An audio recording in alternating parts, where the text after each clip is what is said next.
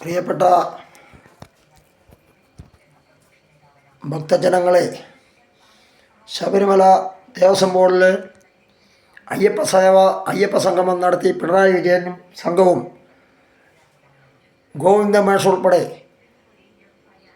Devaswom board president, Devaswom board മന്ത്രി ഉൾപ്പെടെ ആഗോള സംഗമത്തിൽ സർക്കാരിൻ്റെ പണം എടുക്കില്ല എന്ന, ദേവസ്വം ബോർഡിൻ്റെ പണം ₹1 വേണ്ട, സ്പോൺസർഷിപ്പ് മുഖാന്തരം പൈസ സംഘടിപ്പിക്കുമെന്നാണ് പറഞ്ഞത്.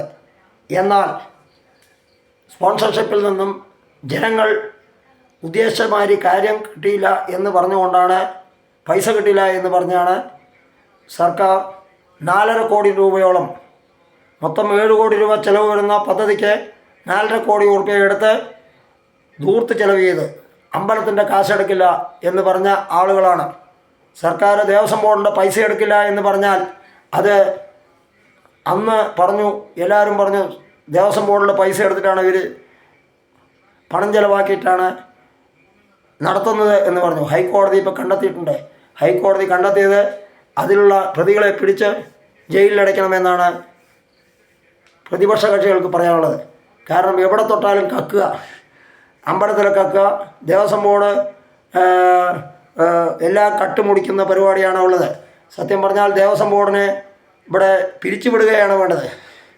ഈ ദേവസ്വം ബോർഡ് എല്ലാ അമ്പലങ്ങളും, കേരളത്തിലെ എല്ലാ അമ്പലങ്ങളും പള്ളികളും കൊള്ളയടിക്കുന്ന പരിപാടിയാണ് CPMൻ്റെ ഭാഗത്തു നിന്നുണ്ടാകുന്നത്.